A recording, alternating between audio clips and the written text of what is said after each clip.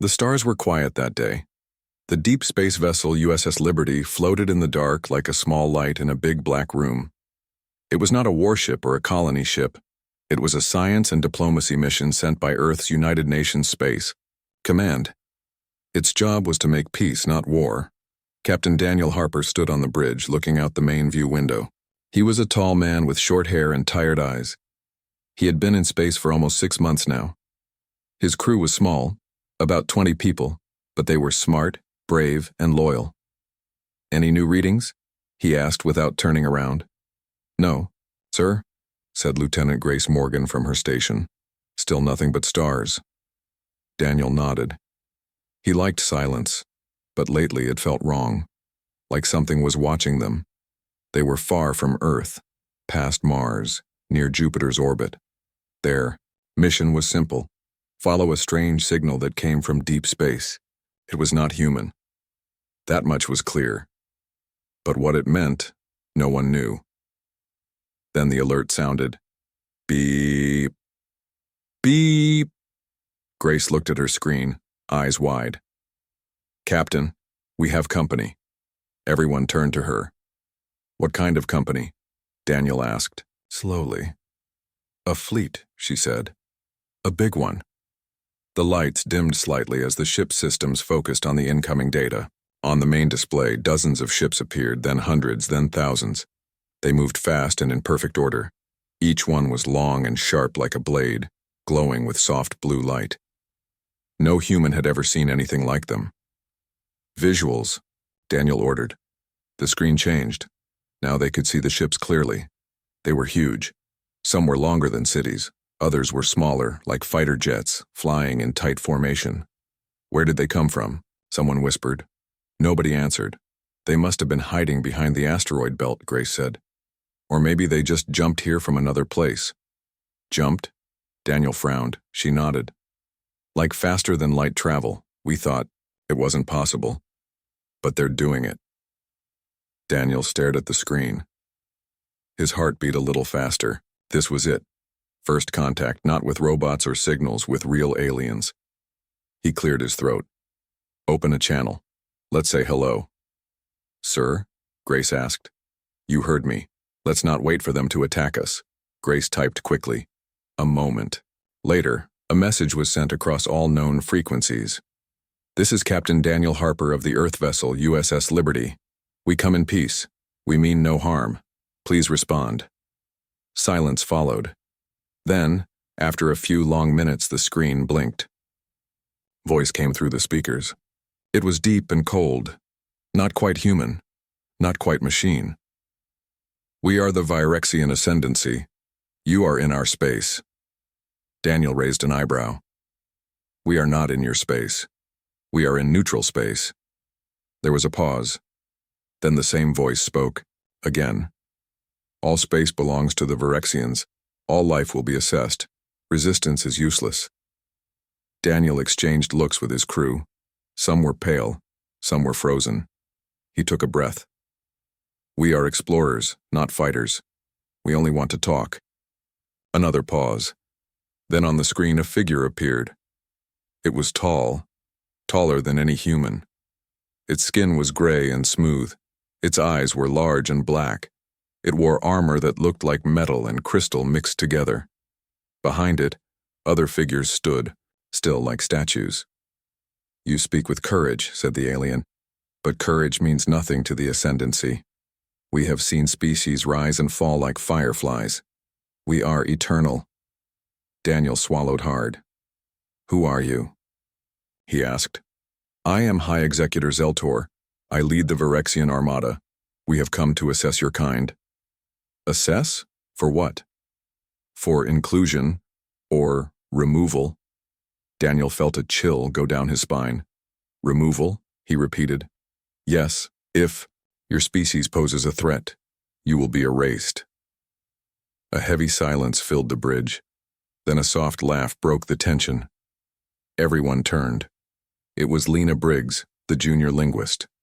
She sat at her station, eyes wide, trying not to laugh again. "Sorry," she whispered. It's the way he said erased, it sounded so serious." Zeltor tilted his head. You find this amusing? Lena blushed. No, yes, She looked at Daniel, who gave her a look that said, stop talking now, but it was too late. The whole bridge had heard her laugh. And now the laughter started to spread. First, Ethan Cole, the engineer, snorted. Then Grace tried to cover her mouth. Someone else chuckled. Even Daniel smiled a little. The Virexians watched. In silence, finally, Zeltor spoke. You do not fear us? Daniel shook his head. We fear you, we're just nervous. Nervousness does not explain laughter. We use humor to deal with stress, Daniel explained. It's part of our culture. Culture? Zeltor asked. Yes, said Lena quickly. We tell jokes, we watch funny shows, we laugh when things are scary.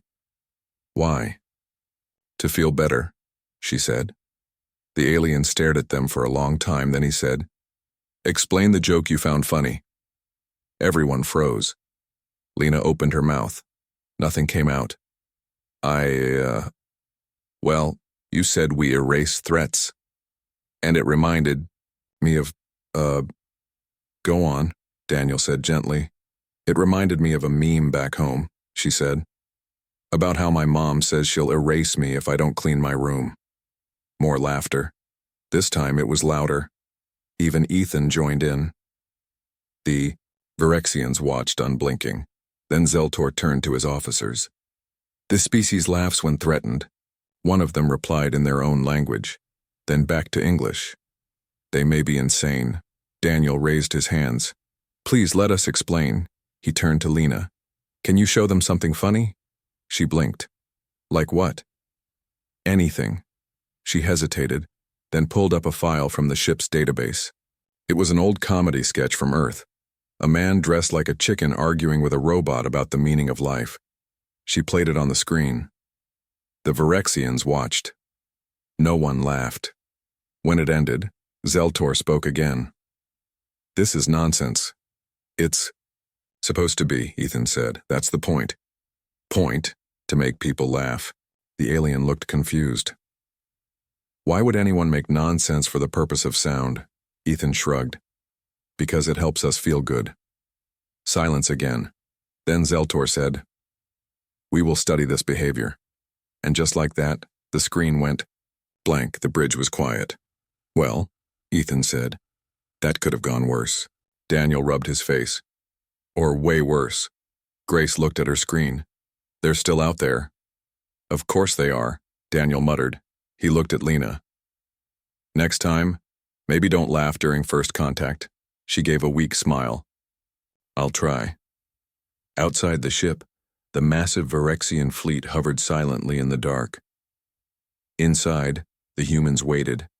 None of them knew that this strange moment, their laughter, would change everything, not just for them, but for the galaxy. The silence on the bridge was thick. Everyone stared at the blank screen where Zeltor had been only moments ago. No one knew what to say.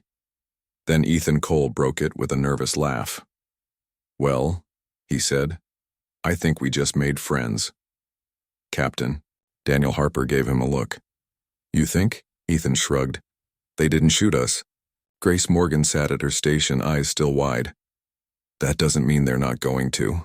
Daniel rubbed his face. Okay, let's go over this again. What exactly happened back there? Lena Briggs, the junior linguist, looked down at her notes. We got scared. Then I laughed. Then everyone else did too. And that's when things went sideways. Grace added. Not entirely, Lena said. They were already confused. We just made them more confused. Daniel sighed. Great. So now we've got an entire alien armada trying to figure out why we laughed when they threatened to erase us. To be fair, Ethan said, it was kind of funny. Everyone turned to him. What? He asked. It sounded like something from a cartoon. Daniel shook his head. This isn't a joke. These beings are powerful, and they don't understand humor. Lena nodded. They don't even know what laughing means. So maybe we shouldn't do it again, Grace said. Right, Ethan agreed. No more jokes, no more memes, no more chicken comedies. Daniel looked around the room. We need to fix this. Fast. He walked over to the comms panel. Send another message. Formal this time. Grace typed quickly. What should it say? Apologize for our behavior, Daniel said. Explain that laughter is not meant as disrespect. It's a natural reaction. Got it, Grace replied. She sent the message across all known frequencies. A few minutes passed. Then the screen lit up again. Xeltor appeared once more. You claim laughter is not a weapon? Daniel straightened. Correct. It is not a weapon. It is a way of dealing with fear. Fear? Yes, Lena said before thinking. When we feel danger or stress, we sometimes laugh. Why? Because it helps us relax, she explained. Xeltor tilted his head. Relaxation during threat assessment is illogical. Daniel tried to stay calm. For us, it makes sense. It's part of who we are. There was a pause. Then the alien spoke again. We will study this further.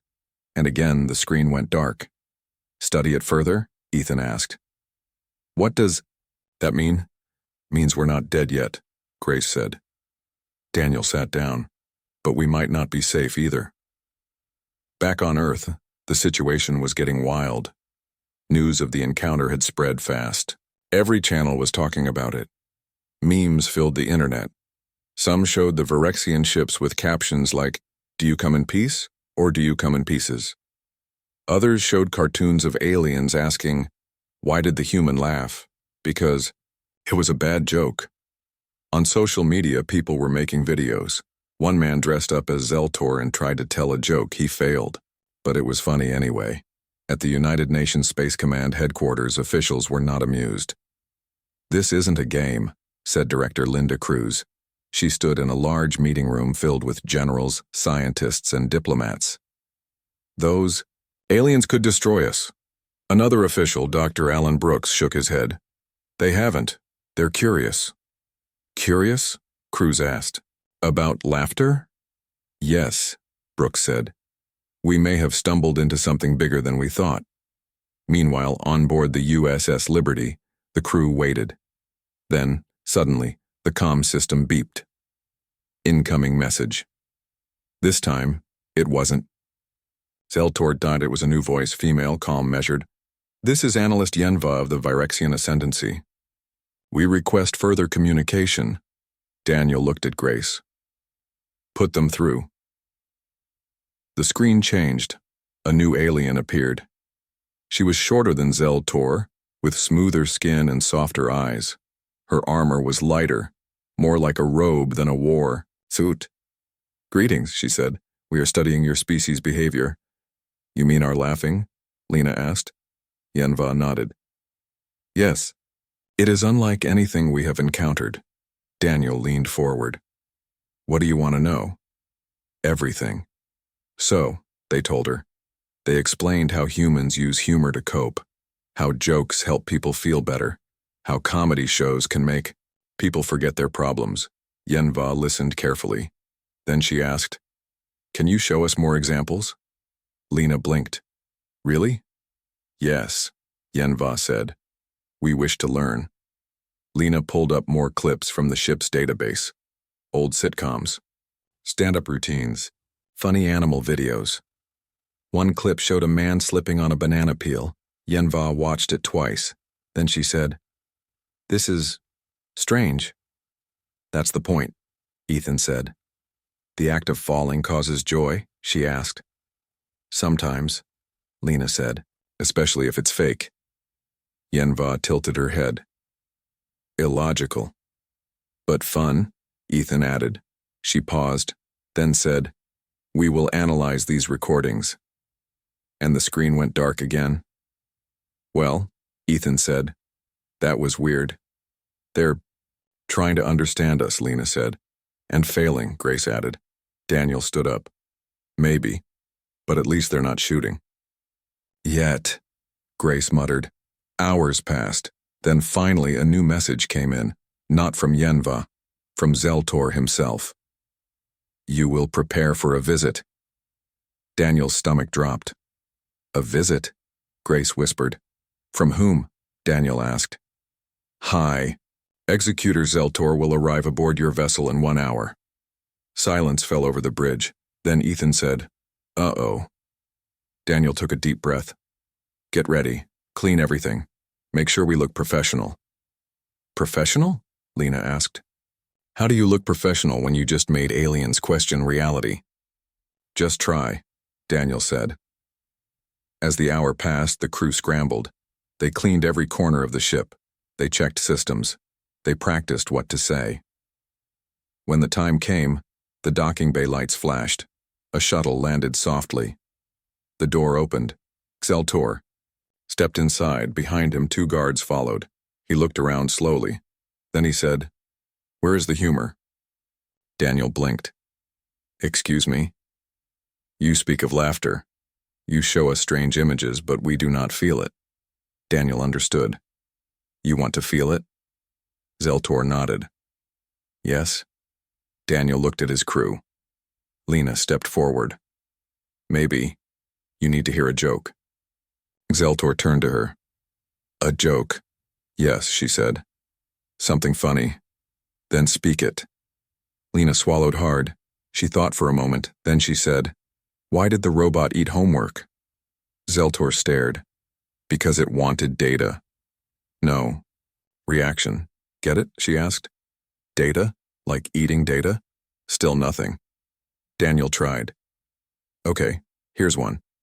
Why did the alien go to school? Zeltor raised an eyebrow. To learn Earth math, Daniel said. Silence. Then Ethan said, Okay, this is harder than I thought. Lena tried again. What do you call a fake noodle? No answer. A impasta. Still silence.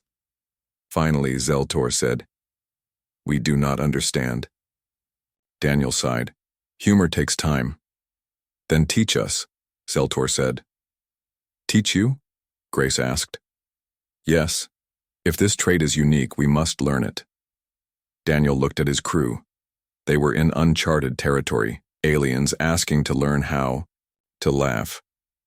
It was the most bizarre moment of their lives, but also the most important, because maybe, just maybe, laughter could save them. The USS Liberty felt smaller than ever with Zeltor on board. The tall gray alien moved through the halls like a ghost, silent, calm, and always watching.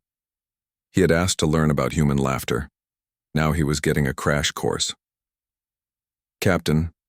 Daniel Harper led him through the ship, showing him around. Behind them walked 2 Virexian guards and Lena Briggs, who had been put in charge of explaining Earth's culture. So, Lena said nervously, this is our mess hall. Zeltor looked inside. It was small but clean. A few crew members sat at tables eating from trays. Do you laugh here? He asked. Sometimes, Lena said, especially if someone spills food or says something silly. Like what? He asked. Like when someone calls mashed potatoes cloud goop. Zeltor tilted his head. That is not funny. Some people think it is, she said with a weak smile. Daniel cleared his throat. Let's keep moving. They walked to the rec room next. That's where the crew relaxed when they weren't working. There were old Earth movies playing on a screen. Some music played softly in the background. Ethan Cole sat on a couch with a sandwich in one hand and a book in the other. He looked up as they entered. Oh, he said. Hi. Zeltor stared at him. You are not working? Nope, Ethan said. It's break time. Why do you stop work to rest? Because we need to relax, Lena explained. And sometimes we tell jokes during breaks. Show me, Zeltor said. Ethan blinked. Right now? Yes. Ethan swallowed. Hard. He thought for a moment, then he said, Okay, why don't skeletons fight each other? Zeltor waited, because they don't have the guts. Silence. Finally, Zeltor said, That makes no sense. It's a pun, Lena said quickly. Guts mean courage, but also body parts. Skeletons don't have guts because they're bones. Zeltor looked confused. You make word games to feel better? Yes, Lena said. We call it a joke. Zeltor turned to Daniel. Your species talks in riddles. Daniel smiled. We call it fun. Later that day, the Virexians sent a message back to their fleet. They wanted more data, more videos, more stories, more examples of this strange human behavior. So, Lena and Ethan started pulling up everything they could find, old comedy shows, funny speeches, memes, TikTok clips, even failed stand-up routines. They showed it all, and the Virexians watched. Every clip was studied.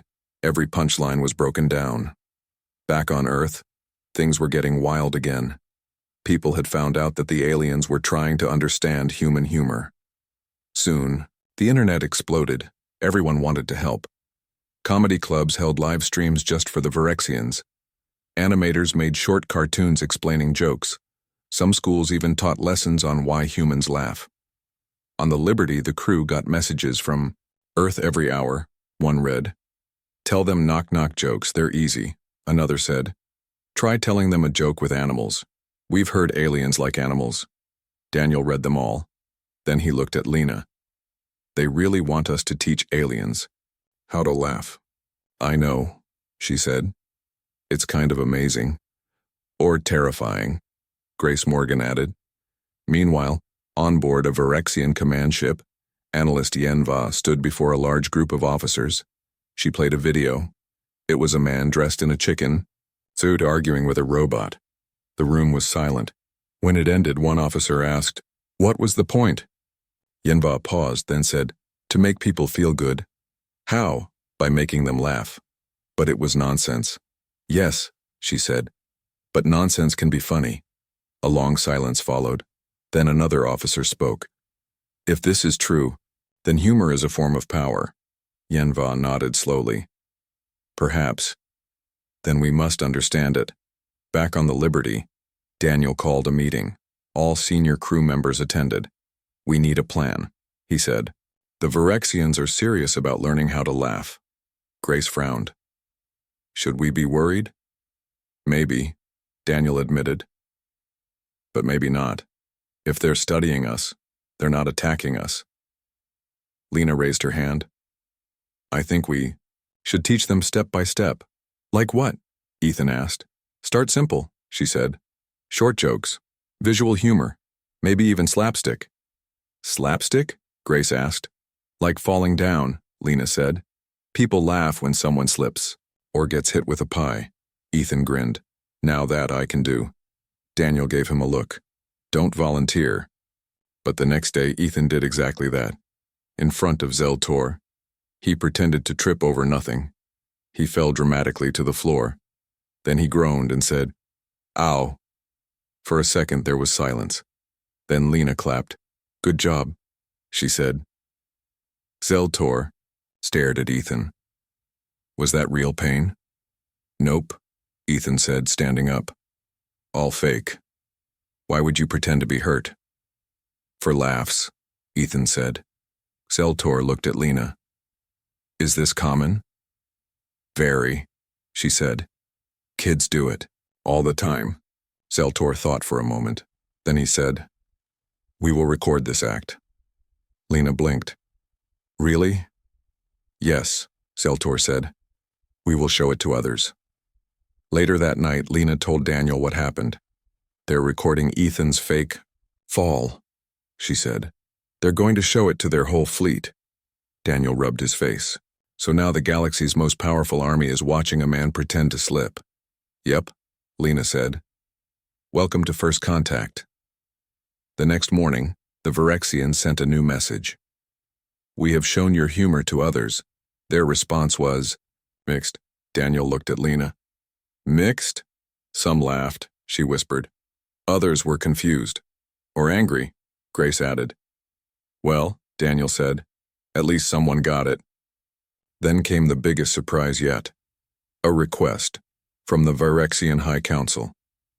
They wanted a live performance, a real comedy show with humans. Daniel read the message twice. Then he said, "They want us to perform on their main ship." Lena's eyes went wide. "You mean, on an alien mothership?" "Yes," Daniel said. in front of thousands of Virexians. Ethan grinned. Now, that sounds like a show. Grace shook her head.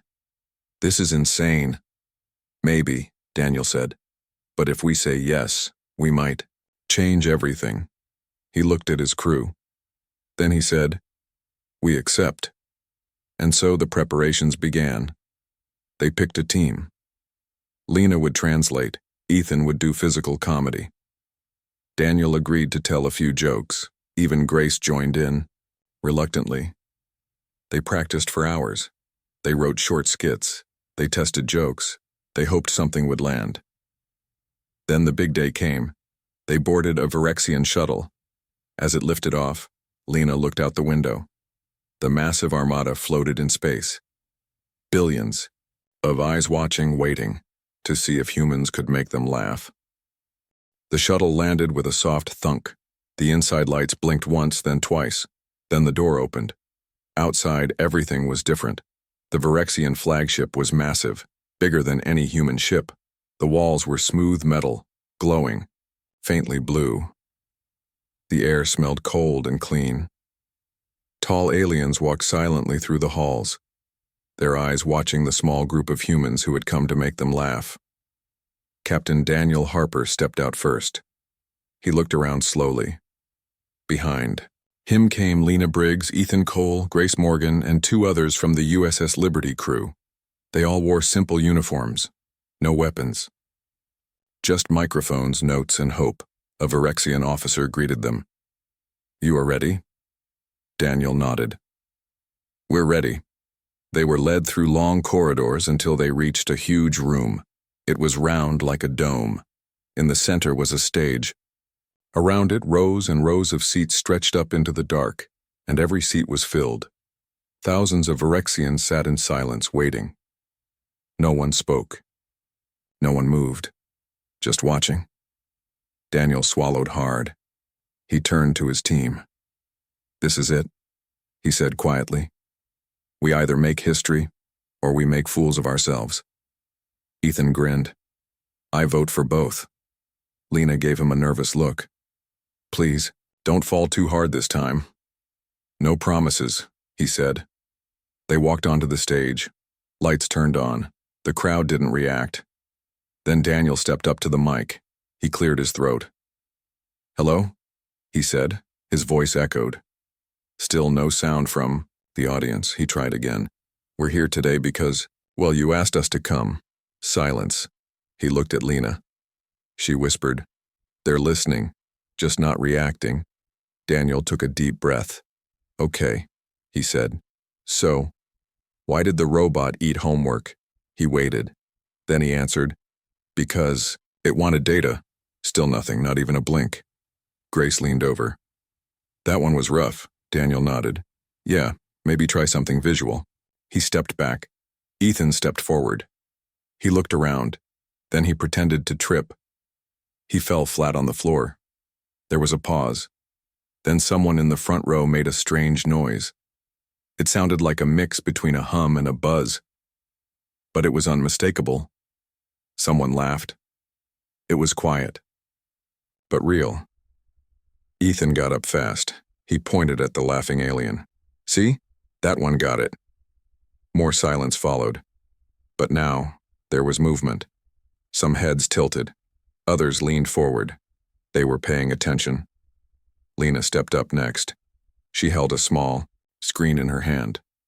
On it were funny videos from Earth. She pressed play. The screen lit up behind them. Images flashed. Cats falling off couches. People slipping on ice. A man dressed as a banana dancing badly.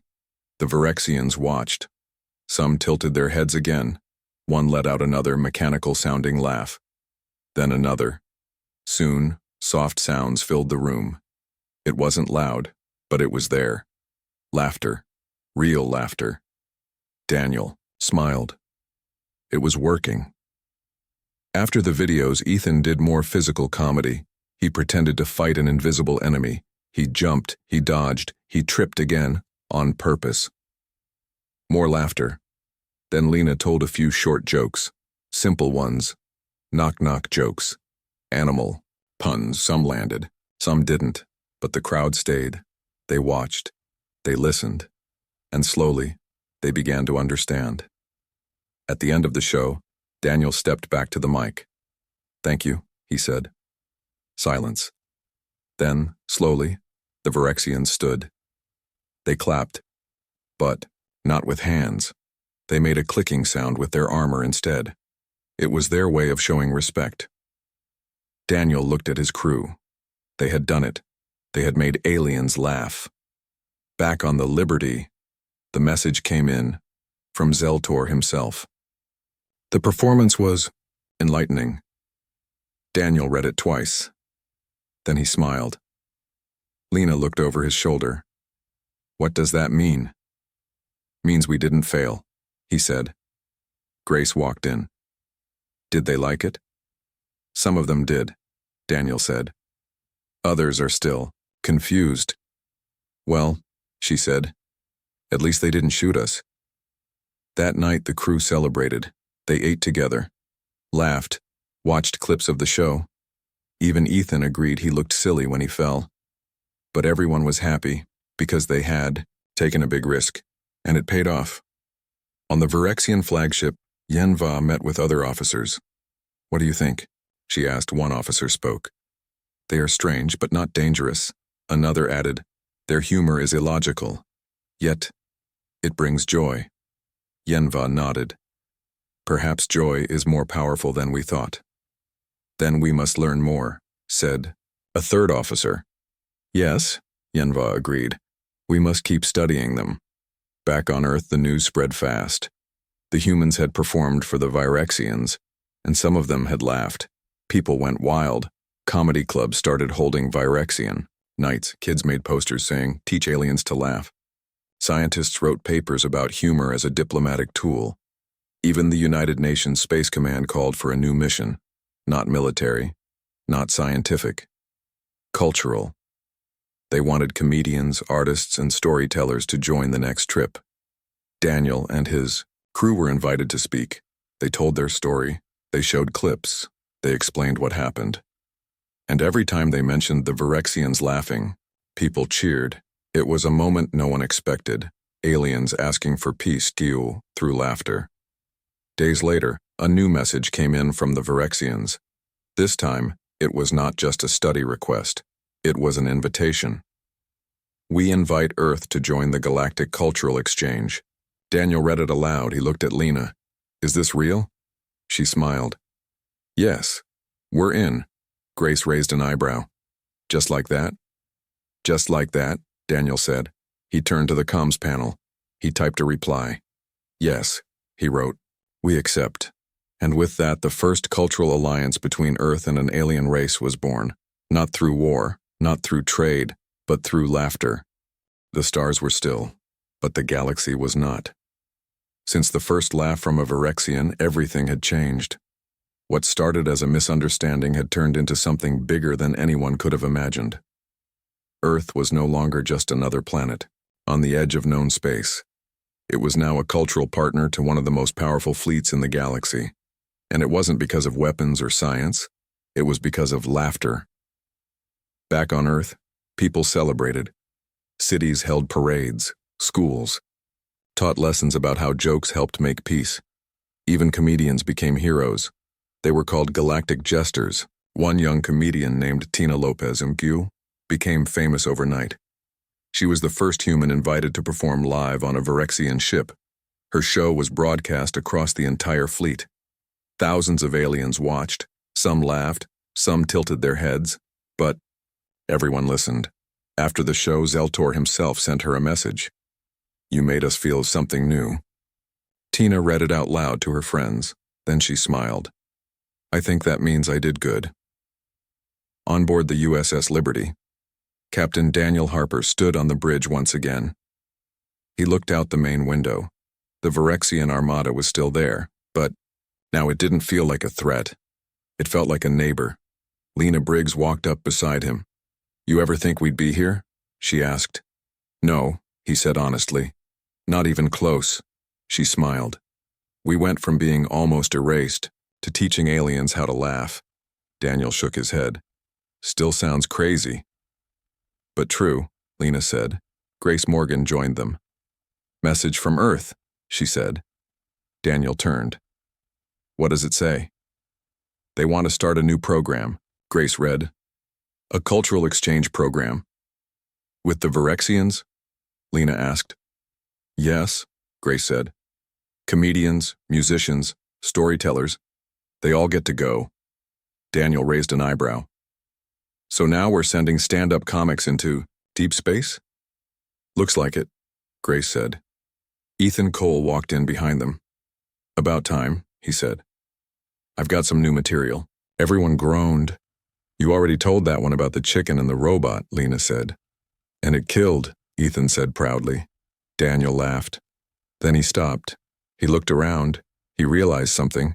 They were all laughing more, not just because of stress, because they were happy, because things had gone well, because they had found a way to connect, not through war, but through joy. Across the galaxy, the change spread. The Virexians began hosting comedy nights on their ships. They invited other alien species. At first, many were confused, but soon they started to understand. Laughter was not weakness. It was connection. It was shared experience. It was power. One Virexian officer, Yenva, became the first of her kind to study humor full-time. She created a new branch of learning, Galactic Comedy Studies. She even wrote a book. Its title? Understanding the Human Thing Called Puns. It became a bestseller across 6 star systems. Back on the Liberty, preparations were underway for the next mission. A new crew was coming, not soldiers, not scientists, artists, comedians, musicians, writers. They were going to live aboard a Virexian ship, to teach, to learn, to share. Daniel watched as the shuttle loaded supplies. He saw Lena helping organize joke books. He saw Ethan practicing a new bit. He saw Grace rolling her eyes, but smiling. He felt proud. This was not the mission he had signed up for, but it was the one he was glad he was part of. Just then, his comms device buzzed. He tapped it.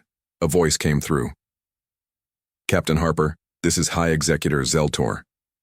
Daniel straightened. Good to hear from you. We are ready to begin Phase 2 of our cultural exchange. Phase 2? Daniel asked. Yes, we will host the first ever Galactic Comedy Festival.